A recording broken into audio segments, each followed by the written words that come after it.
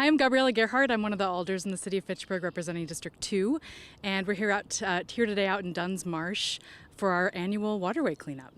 We try to get at least a half dozen out at each location, but we always are looking for more. So if you're interested, we do this every year. Lots of masks recently, bottles, unfortunately some doggy bags, toothbrushes, cups, bottles, all sorts of things.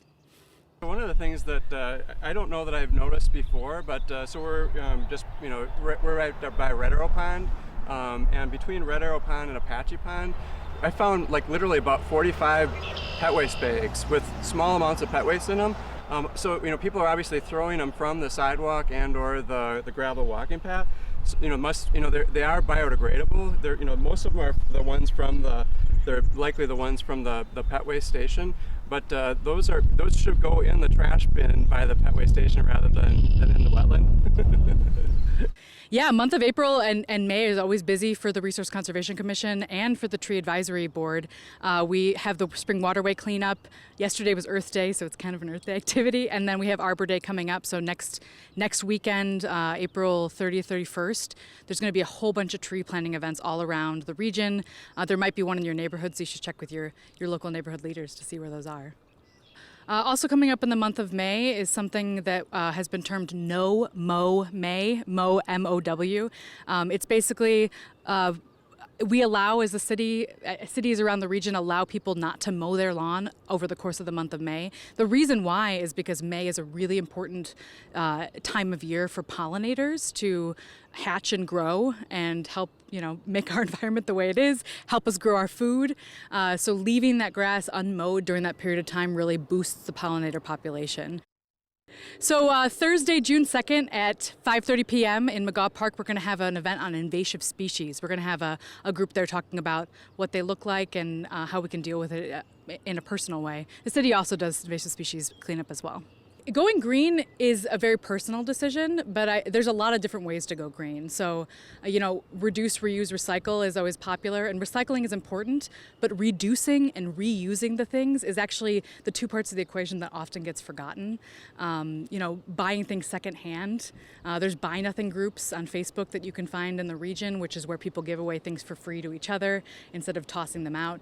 And then also energy consumption is a big part of going green. Replacing your bulbs with LEDs, making sure you're turning on and off with the lights. Also water consumption, how much water is coming out of your faucets and your shower heads. MG&E has programs that help you transition your house into more green energy consumers.